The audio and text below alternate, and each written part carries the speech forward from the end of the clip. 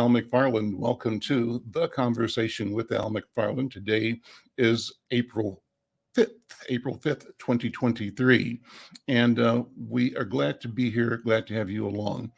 I begin always by inviting you to support The Conversation with Al McFarlane by subscribing. You may be connecting to us right now via YouTube, the Black Press USA channel, via YouTube, the Insight News channel, or you could be connecting through our Facebook platforms and Twitter or even LinkedIn. However method you're using to be a part of this, we want you to support us, share, like, but we really are asking you to go over to the Insight YouTube channel and subscribe to the program. We're trying to grow our subscription base to about 1,000. We've crossed 300 recently, and we are picking up members every day. We'd love to have you become a member today and also share, invite your friends, your colleagues, your networks to tune into the program. What we do, we try to create a place where we can have what I call robust conversations. And it's a pleasure for me as a newsman to interview people, talk about issues and ideas that are relevant, and to bring a perspective that's unique, that's special, that comes from our experience as African Americans, as Africans in the New World, and provide commentary about everything, both locally and globally. It's our duty, it's our obligation, and it's certainly our privilege to do it. Well, yesterday was the anniversary, the 55th anniversary of the assassination of Dr. Martin Luther King. And I wanted to pay tribute to that or make reference to it because it was such a important event in the nation's history and in the world. There's a column about it online today at insightnews.com. It's by our columnist Chuck Hobbs. We published it yesterday. It starts with a picture on the screen here of the people pointing to where they thought the shooter did his work from at the Lorraine Motel in Memphis. And I'll just read a couple of paragraphs out of the story. Hobbs wrote, today, April 4th, marks the 55th anniversary of the assassination of Dr. Martin Luther King. And the picture below this article says they were looking at, the family looking at his mortal remains and for the final time at his sister's chapel on the campus of Spelman College. And the article says this year the memorial or the commemoration falls on Easter week, kind of providing a perfect backdrop to draw important comparisons. And I think you should go to our website, Insight News, to see the comparisons that Chuck Hobbs draws to the story of Christ and the story of MLK. Well, the second hot topic today is local, about Ramsey County in particular. And there is a report that indicates that Ramsey County is lagging behind the rest of the metro area in this new health ranking. It's an article by Tori Van Ott, and it says it's entitled, it's an analysis of health outcomes in Minnesota counties in 2023. And the short port I'll mention is that it says Ramsey County earned one of the state's lowest scores in the annual health outcomes analysis by the University of Wisconsin Population Health Institute. And it said that Ramsey ranked 66th out of 87 counties for metrics such as length and quality of life. It said the rest of the 7-county metro area was in the top 50% or landing in the upper middle or highest quartiles. Carver County ended up with the state's top score, followed by Scott and Wright County. Hennepin was 37th. But Ramsey is the problem. So maybe I'll ask my guest today to sort of unpack some of that and go into it. My guest today, I'm pleased to have on the program an important conversation with Becky Timm and Dr. Zeke McKinney, representing advocates of better health, advocates for better health. We'll talk about that organization, what it is, what it does, and health in general. Dr. Zeke McKinney is an occupational and environmental medicine medicine physician and an advocate. Let's see, I'm reading this bio the wrong way, so pardon me for that. Listen, you both are here. Good afternoon. Thank you for being here. Here, I'll do the bio again. Becky Timm is the CEO of Advocates for Better Health, and she's got 25 years experience in nonprofit leadership. She leads this innovative work at Advocates for Better Health and its philanthropic arm, ABH, the foundation, and Dr. Zeke McKinney, an occupational and environmental medicine physician, and currently president of Advocates for Better Health. So I think I got that right this time. Becky and Dr. Zeke, good afternoon. Welcome to the conversation. Good to see you both. Thanks, Al.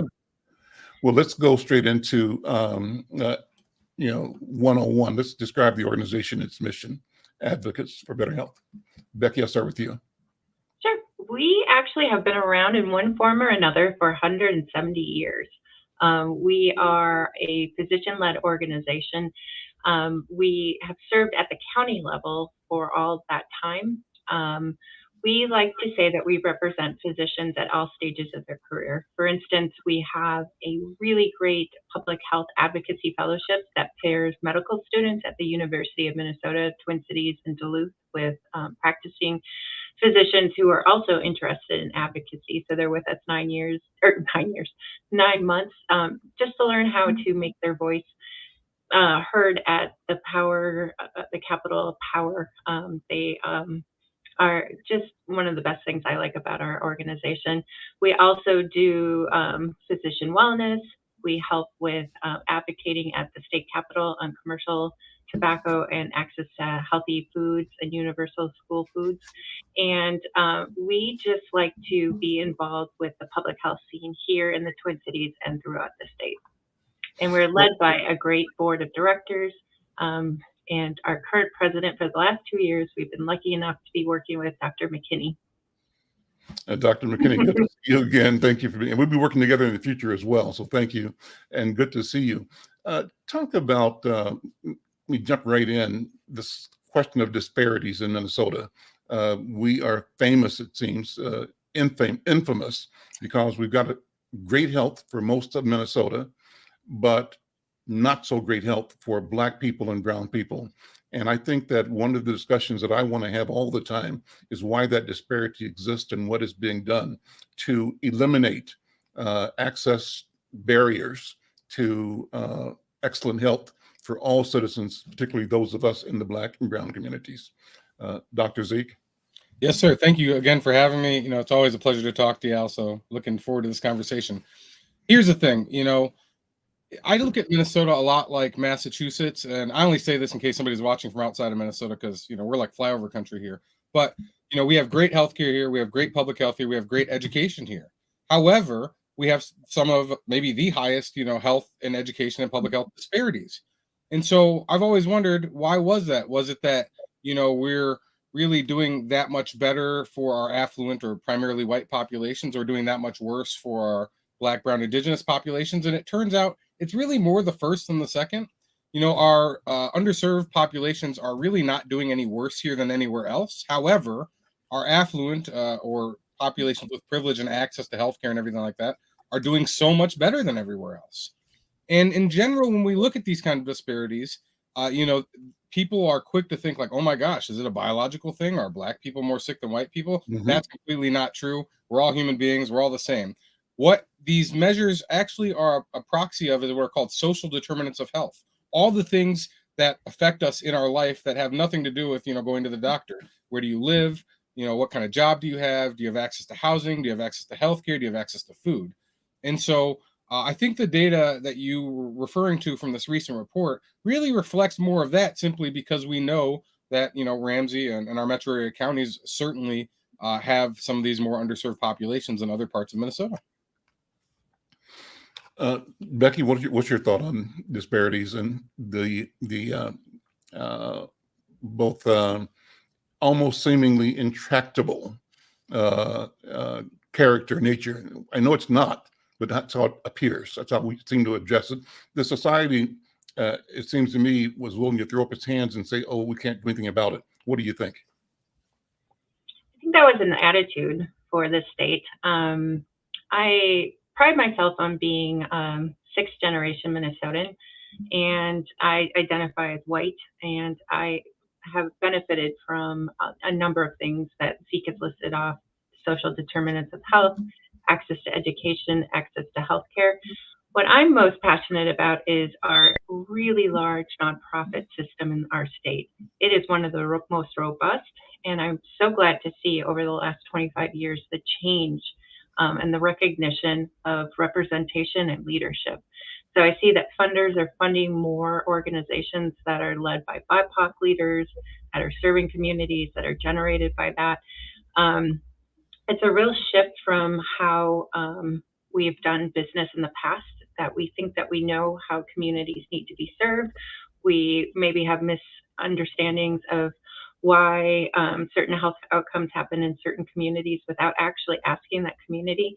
So I'm glad that ABH, Advocates for Better Health, have a leadership structure with our board and working on projects that are community informed, as opposed to just assuming and doing the status quo, but really learning from communities, figuring out the resources, figuring out how we can be alongside community members to accomplish the goals that they set for themselves. So it's been a very challenging, and also I'm glad that there's been so many different conversations since the murder of George Floyd and the uprising. I've seen just in so many different circles that I am in, that there's a real recognition that things aren't fair, and it takes all voices to recognize that and to make the changes and to have courage about that. Well, I like that you said you are a sixth generation Minnesotan, and I'm going to dig in on that for a second. Talk about your family lineage, and how does this question from a generational perspective explain or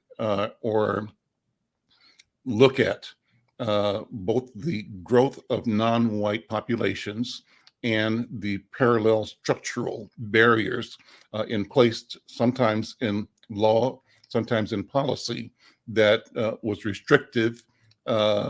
Covenants in housing, for example, places you could live, jobs you could have or not have. How have you observed that personally, and how do you think your family, from where you came, observed it? I raised the question because yesterday I had a brother, Mark Anderson. You might know Mark. He's active in politics and community, but I think 4 or 5 generations from, he said his dad came from, grandpa came from, I think it was Ireland or Sweden.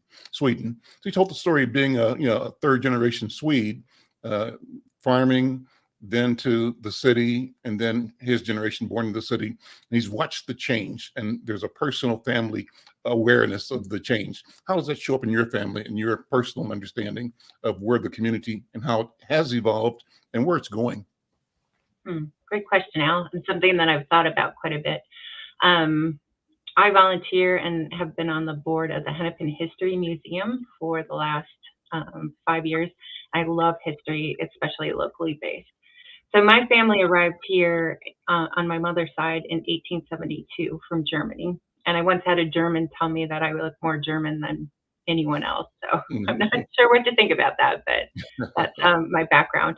And they arrived after the Dakota War.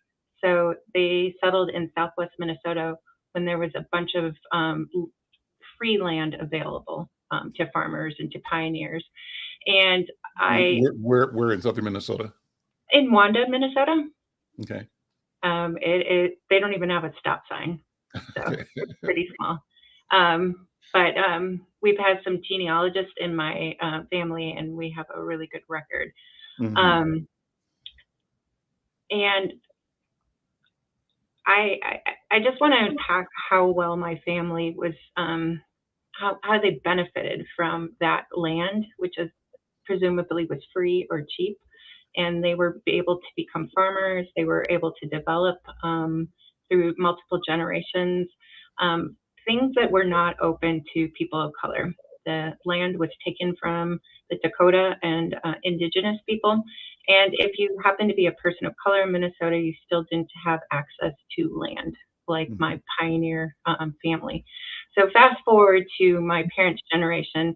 I'm really proud of them. They were the first ones to go to college. My dad grew up on a farm and got out by going into West Point and doing the military route to get his college education. My mom went to Mankato State and became a teacher. So they were the first in that generation to actually become, get a higher degree. And their goal was to live in the suburbs after they got married. And so with a little help from the family, they got a house, and my mom still lives there today. So I could stop at that and just say, oh, my family was great. We really pulled ourselves up from bootstraps, and they allowed my two sisters and I to go to college and really have great opportunities. But that's not the whole picture. And I really hope that these conversations continue about how the system was meant for people like me. I grew up in the suburbs, and redlining wasn't part of it, and racial covenants weren't part of it because they already naturally excluded everyone else, including Jewish community members. So for the last 10 years, I worked in neighborhood associations in Minneapolis, and people who lived in the neighborhoods in the 1920s are the same people who live in the neighborhoods now, 100 years later. Not much has changed. Although we don't have official redlining and racial covenants any longer, they're just so much more unaffordable. And so when you have a family like mine who had grandparents who were able to purchase houses, some of them, not all of them, and then my parents purchased houses, and now I'm a homeowner, I think it's just important for us to know how the system was set up to allow people like me to really benefit and exclude other people. And Zeke, how does that sound to you? I mean, I think that the story that Becky is telling is a fair representation of what life was like for most Americans. And, you know, everybody struggled at one time or another, one way or another, right? And everybody took advantage of what they could take advantage of. But we end up telling the story in a way that sort of omits the underside of it. And Becky is addressing that at some level here. And that's the right thing to do, I think. From your point of view, as a physician, but also as an African-American, what story do you tell? And all this I'm saying to have us come back to talk about the organization Advocates for Better Health and how this informs, you know, and creates passion for the work that the organization does. But Zeke, what do you think? Yeah, and first of all, I think Becky did a really good job of acknowledging privilege and talking about what that looks like for white people in America. You know, when you talk to people about this, they might say, well, wait a second, slavery was, you know, a couple hundred years ago or even more. How could this still be a problem now? But, you know, people seem to forget, you know, even after the Civil War, we had Jim Crow laws that really prevented a lot of what Black people could do, both in terms of employment, housing, and a variety of other just, you know, day-to-day life activities. And then, you know, even in context of thinking of George Floyd's murder more recently, think back to Emmett Till. You know, people don't realize that wasn't that long ago. My parents were kids when Emmett Till was murdered. And so that was still even just not even one generation ago. Where's your family from here, right? Your Twin Cities family? Well, no, sir. I actually moved here when I was 5. So I'm a first or 0th generation Minnesotan, though it is home to me because I came here and started first grade. But, you know, for everybody older than me and my family, this isn't really home for them. But this is what has always been home for me. And so I feel attached to this state because I do think there are a lot of things we have going for us here. And, you know, I think, you know, have seen a lot of migration of Black, Brown, Indigenous, and even other people from all over the world here in the past couple of decades. And I think we have that in our favor. But again, that's what's reflected in that data you see, you know, that these same opportunities that existed for white people to, just as Becky described, and I'm not putting that on her, you know, to accrue housing, accrue generational wealth over, you know, whatever, 4, 5, 6 generations. For us, that's only been maybe 1 or 2 at the most, certainly not enough. And George Floyd's murder really opened people's eyes to how stark that disparity really is, though. Even for me as a Black person, you know, from day one as a child, people said, hey, you know, you better watch out for the police. That's going to be serious. Dave Chappelle in his stand-up on HBO joked about that in the year 2000 and said, oh yeah, white people know now, you know, they read it in Newsweek. And it's like, well, no, here we are 23 years later, and it's still really just coming to the surface of people's awareness. In regards to how connected we are, I appreciated, Becky, you're giving the story of your grandparents and the immigration story. And it always reminds me that over my shoulder is a photograph of me as a 5-year-old sitting in my uncle's house where we all lived in Kansas City. Uncle was the patriarch of the family. But this particular photograph had me and other 5, 10, 5, 8, 9-year-olds sitting on the floor in front of a divan. And on the divan, the couch, we called it, I guess, was the uncle who owned the house, holding his youngest daughter, his wife, my aunt, my mom's sister, then their mother, my grandmother, we called her Big Mama. And then next to Big Mama was her mother and her mother's sister. So the point is that her mother, Lizzie Splond Harrison, was born in 1860. And I'm talking about a photograph that was taken in 1951 or 2. Wow. And I realized just a few years ago, the picture's been sitting there for as long as I live in this house. I've lived here in this house 40 years, almost 50 years. But a few years ago, I looked at the picture again. I said, you know what? My great grandma was born property of other human beings. And I say that to say, Zeke, that this isn't far. You mentioned Emmett Till being far. That's correct, because I knew somebody and talked to someone and was held and loved by someone who, when she was born, was property of another human being. And the thought of that hurts me still, just the idea of it. But it means we have an opportunity to face all of this history and face it forward. So let's bring that back around to talking about the work of advocates for better health.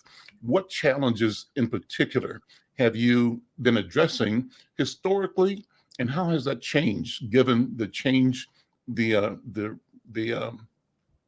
uprising, the civic impetus that exists now that didn't exist in the same way? What do you see changing, and how has the role of the organization changed? Start with Becky and then go to Dr. Zeke. Zeke and I have been talking quite a bit about what makes whole health. What are the components? And we have healthcare, public health, and the community. And we've traditionally been more heavy and more representative in the healthcare area. And so as an organization, we want to expand even more into public health and into supporting the community and community-driven organizations.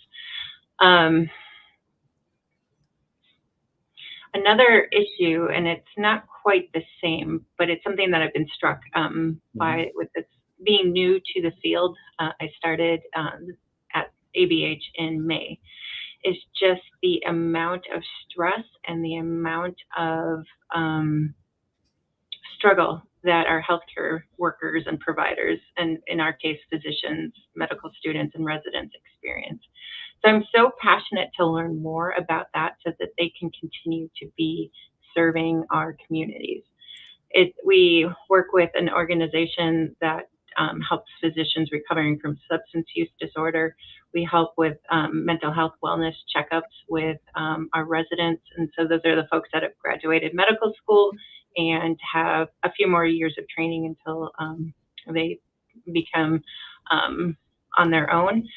And we've also heard a lot about moral injury. And there was a great podcast on Point yesterday. And that to me is a new concept. And it's not being able to serve your patients the way that you had taken an oath and the way that you had committed to.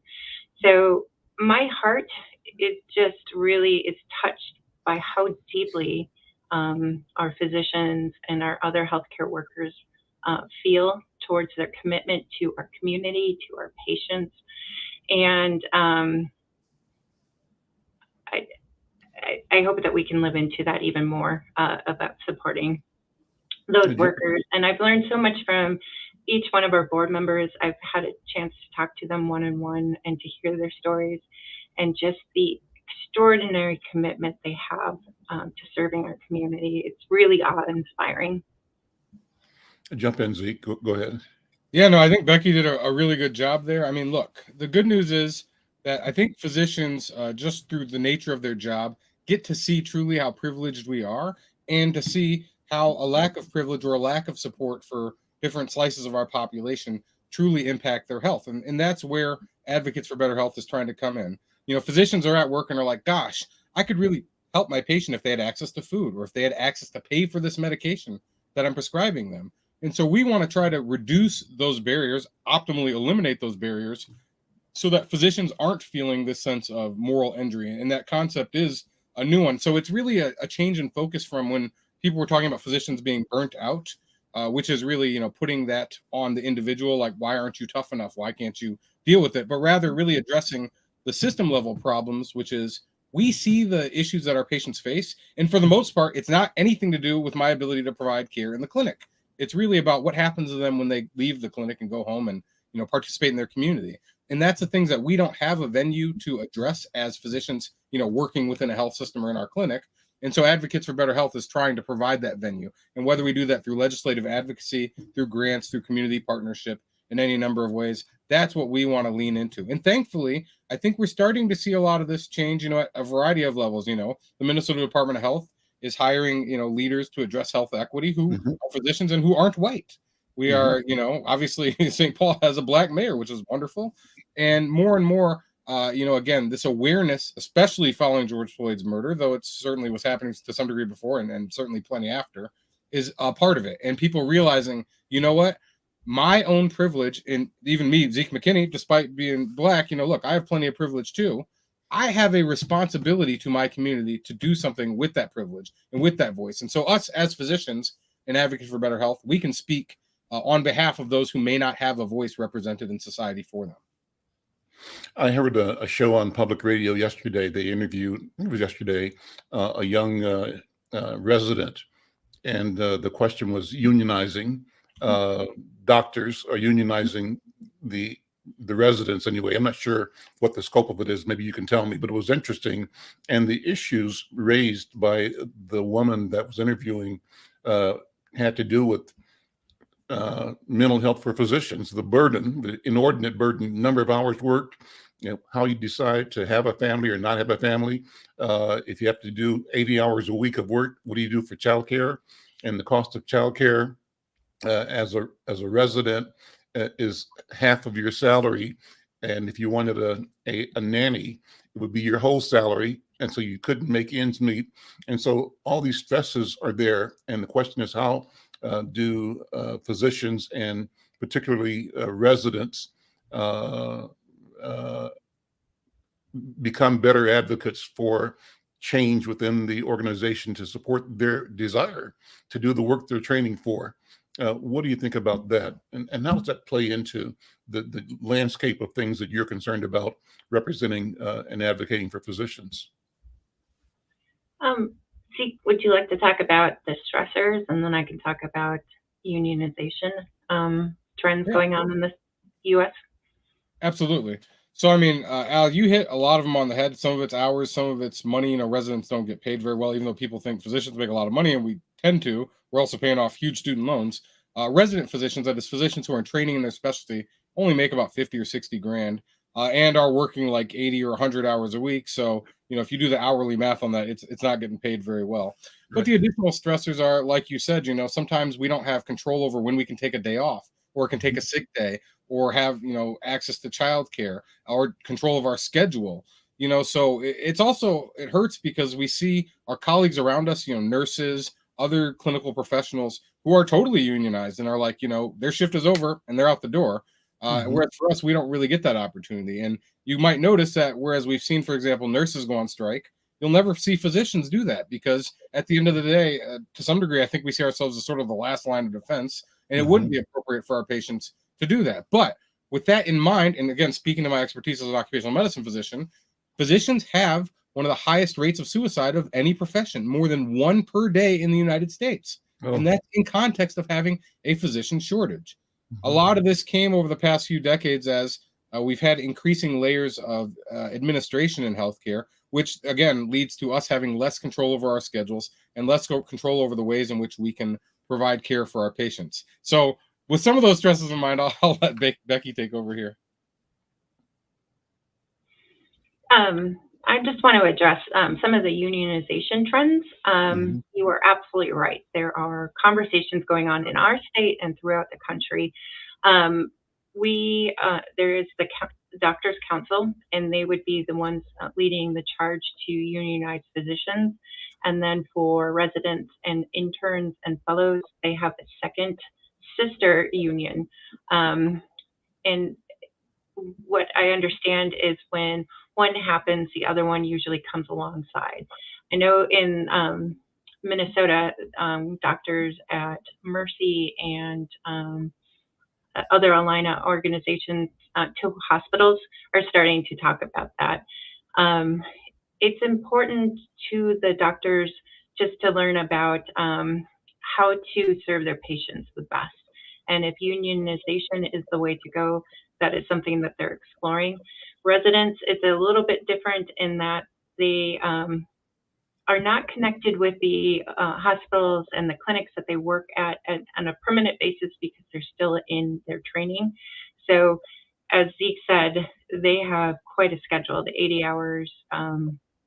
It's really demanding. They're continuing their training. One thing that our organization offers for residents are free wellness checks, and for residents, physicians and their families, and even medical students, we offer up to 8 free counseling sessions because the rates of mental health challenges change considerably when they go from just undergrad to medical school. There's quite an increase in challenges for them. It gets even worse at residency, and when they're a practicing physician, the rates are so much higher than the general population. So our program is a peer-to-peer support, and then the counseling is with practitioners who are versed with working with medical students, residents, and physicians. So you don't have to spend your whole time talking about the demanding schedule. They already will know and will be able to service that way. And I know that nurses and other healthcare professionals have similar peer supports, but it's just so important to be healing in a space where people understand you, where they know what the demands are, and then they get that you are committed to doing the job. It isn't a job that you take lightly. Every service healthcare person really is committed to helping the patients in the community. Is there a sense of public awareness or what the public attitude might be towards unionization initiatives in the healing arts, in doctors, physicians in particular? As you said, nurses already are, and some of the other specialties are, but physicians are not. What's the public attitude, and how does it play into the consideration? Yeah, I might not be the best representative of this as a physician, but again, as I mentioned, I think a lot of people look at doctors and think, hey, this is somebody who makes a lot of money, who has a lot of privilege. And so, of course, you'd ask, why do we need to be unionized? But to be honest, I mean, much like in many professions where stoicism or that sort of, macho-ness is an issue, I like to think of, police and firefighting as ones where they have a lot of issues of mental health, particularly PTSD. Well, we see the same stuff in medicine. And there's a huge stigma in all these professions, even more than in the general public, to go see a counselor, to go see a therapist, to go, get a wellness check, as Becky put it. Look, in my fantasy world, everybody would go see a therapist once a month, even when they're feeling great, so that you're already plugged in when things go wrong. But of course, yet we also have a shortage in, counselors, therapists, behavioral health providers, especially for communities of color, where they're going to maybe feel more comfortable seeing somebody who looks like them. In terms of unionization, believe it or not, one big issue for physicians is these issues of non-compete clauses in our contracts. So Joe Biden brought that up early in his presidency to try to get rid of that nationally, but we're still one of the professions that suffers from that the most. And so most physicians, when they get a new job, and especially right out of residency, when you don't know how to read a contract and you're like, hey, I can finally make some money, let me sign on the dotted line here. Oh yeah, by the way, I can't practice in my local area in my specialty for, a year, 2 years, 3 years, something like that. And after this job. Yeah, exactly. And you're yet another, way, or you're a hostage to the job. Interesting, interesting. And the article that was on public radio talked about from the position of the resident. Her goal was simply to be the best physician she could be, and the stresses and the conditions really were limiting her capacity to be her very best self as a healer and as a physician. So, now, as you guys are talking, I'm thinking about, it's amazing that management is organized, and pharma, represents that element of the business. And why shouldn't you be better organized? And I think at the end of the day, the relationship between physicians and patients has to be the most sacred relationship, where as you support and enable individuals to be healed, to take advantage of the knowledge and training you have, right, to heal themselves, then we have an obligation to make sure that you are in a healed space as well, so that you can be your very best physician, caregiver, and that we respect that. So it's worth talking about anyway. So tell me, you mentioned the variety of things. You want to mention some of the programs you have right now at ABH that people should be aware of, and maybe people can support? Are there particular things that are initiatives you're doing right now, Becky? Well, one thing that we are particularly excited about, for the last 10 years, we've had a partnership with Blue Cross Blue Shield Center for Prevention, and we've been on the front lines at the state, county, and local levels about commercial tobacco and limiting access and promoting healthcare.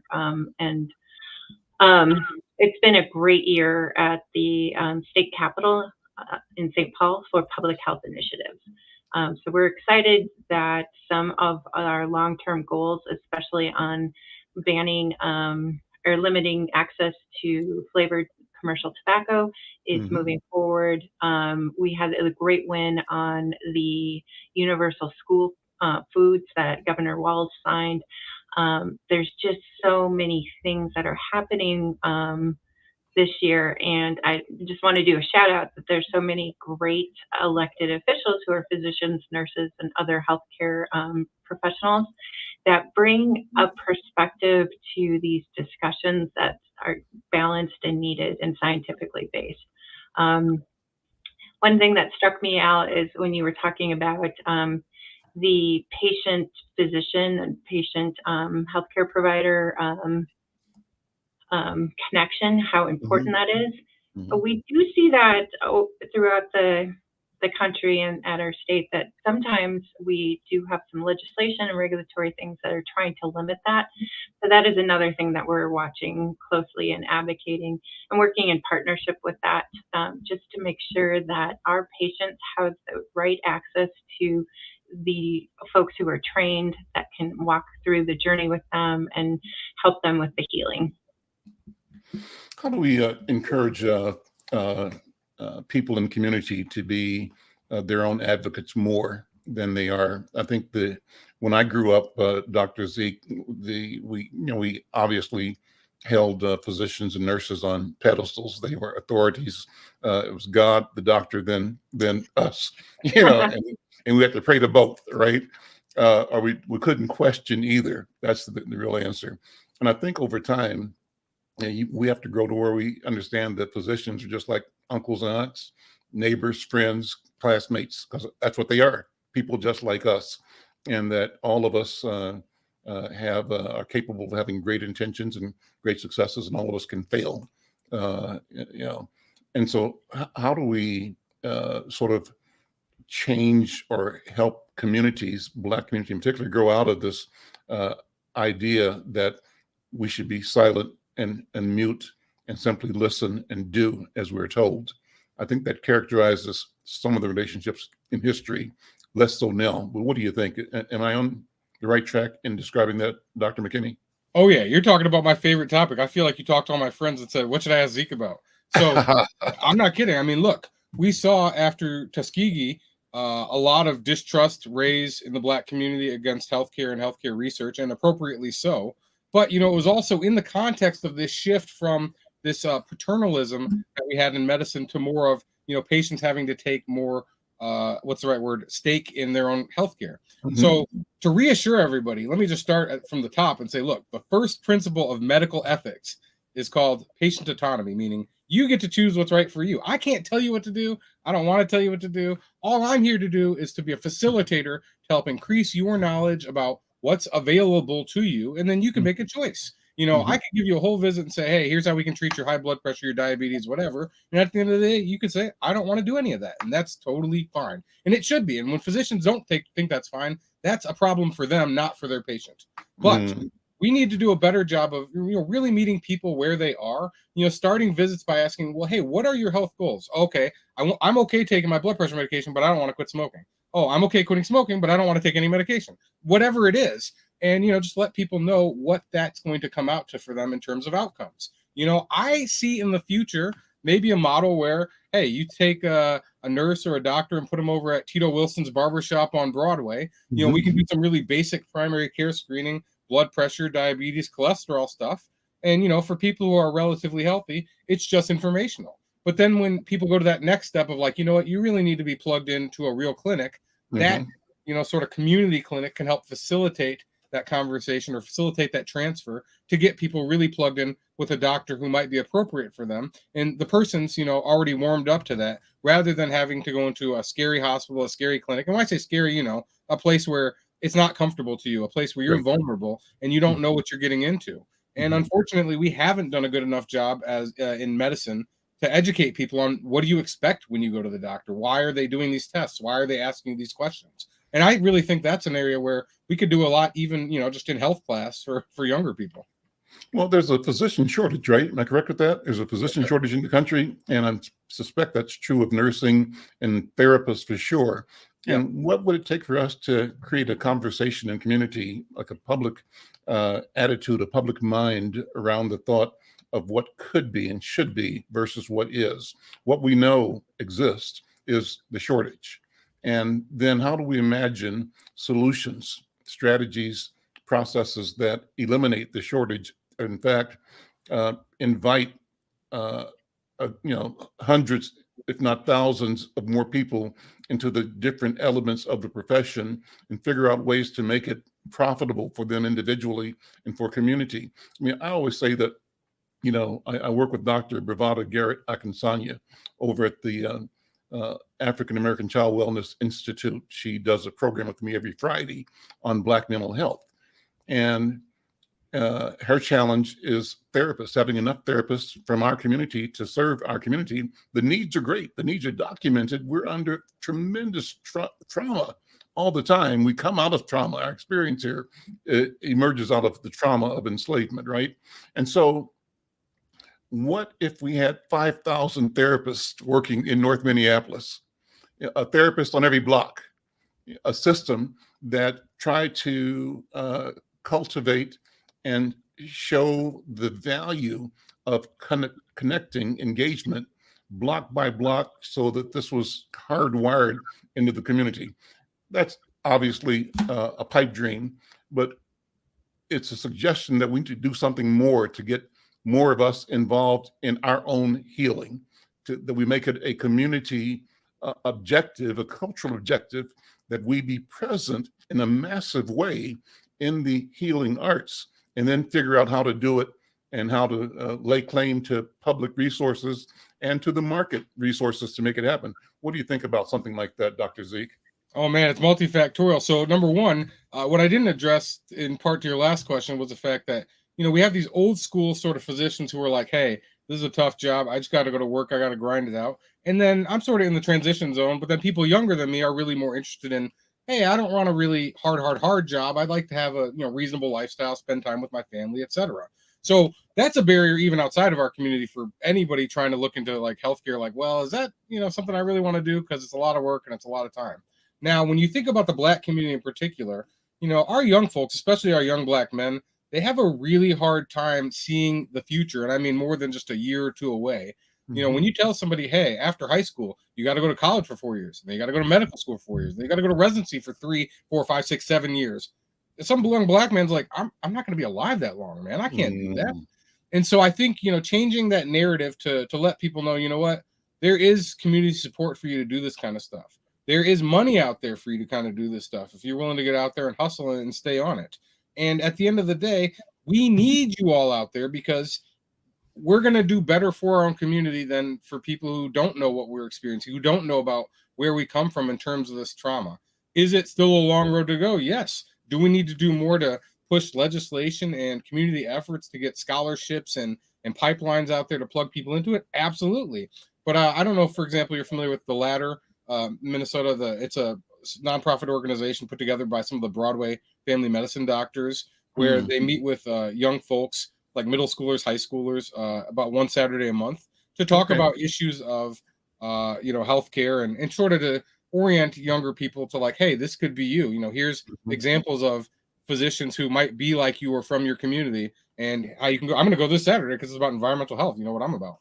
But suffice it to say that we need more things like that so people can start to see representation and not think, it's so alien for, to see a Black doctor. And thankfully it's getting better, and maybe getting my ugly mug out there enough in the last couple of years has helped a little bit. But my point is, we need to see more of this happening and not just say, oh, well, LeBron James is our only role model. And because, how many young Black men think, basketball is a way out? Well, let me tell you, science, engineering, and medicine are a big way out too.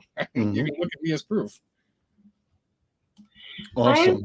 I've been privileged to hear many stories that our students and other folks in healthcare, they had a really positive experience or they had a really negative experience as a patient themselves or helping a family member, and that motivated them to explore career options in healthcare and to know that they could make a difference. They could be that voice, that representation, that connection that a patient who is struggling can feel connected to. And then lastly, Al, with your questions about how to become more familiar or comfortable advocating for yourself and for your loved ones. My mom is going through some health issues, and I think there's a generational thing. She is very deferential to anyone that has authority and doesn't really question. And I have to say, especially because of my experience with this job, physicians and nurses and your whole healthcare team, they're just regular people that really want to explain things, ask questions, hear about it. So it's just the familiarity of being able to say, I don't understand. Can you explain this more? What are these options for my mom? But sometimes it is challenging not just to be deferential to somebody, especially in a white coat, that with all of the training and all of the gravitas that they have when they come into the room, that they really are there just to explain and to support you and to hear what you want for your health outcomes.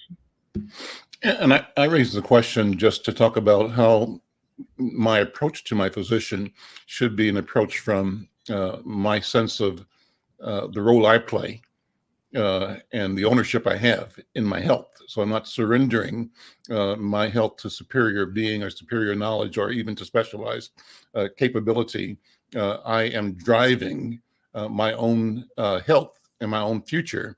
And in that process, I consult, I listen to, and how do I look at the physician as a partner in my life plan versus being deferential for the sake of an image and a relationship that ultimately, may not be the very best for me in terms of agency. Well, let me ask two more questions then. This is a great conversation. Thank you both for being here, and thank you for the work that you do on the question of, the partnerships that you have to increase diversity in helping young people explore career options in medicine. Talk more about that. That's interesting, the thing you're doing this Saturday with North Broadway Clinic.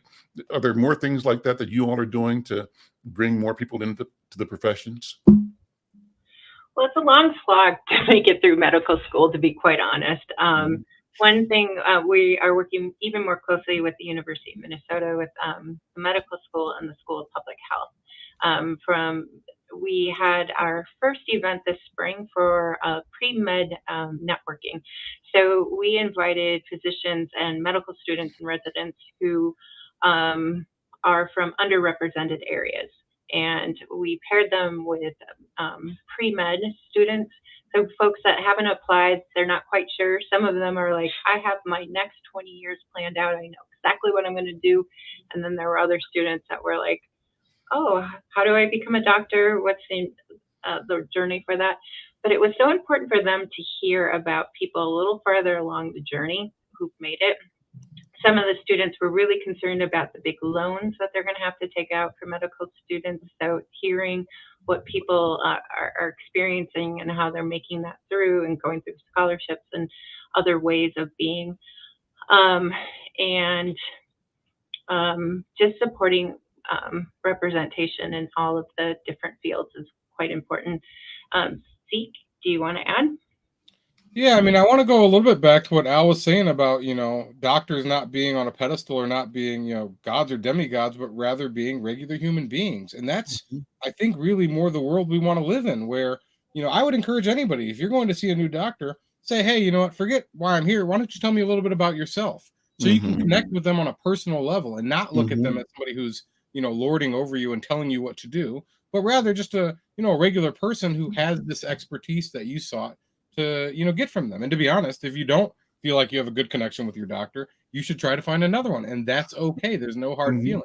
It is hard, to shop around, but again, we need to really talk to our young people about the fact that more and more the field of medicine, healthcare as a whole, is trying to appreciate the fact and understand that we need our physicians, our nurses, everyone involved in the care team to be a whole person. Because how can we care for other people if we can't care for ourselves and be whole people ourselves too? And thankfully, the world is going in that direction. So I'd like to think, the future doctors have a better road than me, and I probably have it better than people 20 years ago. But we still have more work to do. But hey, Al, I mean, the point for our organization, Advocates for Better Health, is when somebody like you talks to us, says, "Gee, I hear what they're saying, but man, there is a barrier here, and we need to do more for our kids. Hey, tell us what we need to do." Because as Becky pointed out, white saviorism or privileged saviorism is a thing. And having people like me who are privileged and maybe I'm not, on the street anymore hearing what people are saying, I don't know what people need. That's why you got to tell us. But, I want those messages from the community to drive what we do with our voices, with our money, with our power, with our privilege to drive these community efforts forward. I've been inspired by our fellows. We have 35 this year, and again, they're the medical students, and they're interested in learning how to be better advocates. But like Zeke, but even more, I'm a little distant from that age group, and just seeing how comfortable they are identifying issues, bringing them up, working in the systems, and if the systems can't accommodate or won't accommodate, they know how to make those changes. And that's what inspires me the most, that those types of students are coming through and they're changing education. They're going to be changing the residency programs. They're going to be doctors that really understand and advocate for their patients. This is just an amazing time to be part of medicine. And it's very hard for them too, because there's some things that are risking their career trajectory by making complaints if they're not treated well, if they're harassed, if anything like that. It really could jeopardize them, and they still do it. And that's why things are changing. Let me shift a little bit here. Becky, who's the artist over your left shoulder there? Oh, that's got to be Tacumba, right? Looks like Tacumba. Is it? It is. I had the opportunity when I was working on the east side of St. Paul. We did a pink pavement project, and President Jimmy Carter came for the day. It was a Habitat for Humanity huge project. And yep, that is him. And that art is from the Powderhorn Art Fair. Okay, amazing. Well, Tacumba's work always stands out wherever it is. You have some too? There we go. I have a companion piece to that, either a companion piece to that or one that I've used like that. I was going to ask you about your environment there, Dr. Zeke. You're a musician, obviously. Well, I mean, maybe a basement DJ at best. No, but I mean, during COVID, when we were spending so much time at our desk, I do play these instruments. I'm not very good, but I wanted to have things close at hand. So then, it reminded me to take a break. And then I found out after the fact, it turned out to be a really good Zoom or remote meeting background, and people like that. So that helps too. But no, I've always been passionate about music, and honestly, I think it's one way to, stop digging so hard in on the science and use a different part of my brain. That's helpful, but trust me, you ain't gonna see me in those shows anytime soon. Well, listen. Any events coming up? Oh, one more question. Governor Walz, you mentioned this earlier, Becky. Governor Walz signed the free school meals in Minnesota, and you all worked to support that, correct? We did. Talk We about were a that. coalition. It was there was so much data that came from the pandemic time to show the actual impacts of reducing hunger, reducing that insecurity of not knowing where your food is, and then the performance of students and the impact of parents who are scrambling to find the food. And it was so disappointing that with the changes and the coming out of the pandemic, that states and the national government are considering and taking that away. So in coalition with so many different amazing partners in our state, we were there, we helped with that. And you cannot learn if you have an empty belly. It is scary for the parents.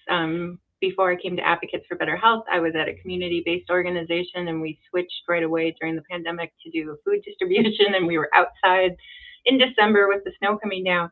But we knew that was the number one thing that we could do to support our community. So I'm just so pleased how organized the state was, how the legislators understood that, and kind of disappointed with some of the opposition comments. Like, there was just it was just upsetting sometimes. Sure, certainly. Listen, we're out of time. This has been a great conversation, but let's plan to come back and talk more. I've enjoyed this conversation. I love the personal side and tying that to the mission, the work of the organization, and to your work as professionals. Becky Timm, Dr. Zeke McKinney, thank you both so very much. I'm Al McFarlane. This is The Conversation with Al McFarlane. We'll see you next time. Take care.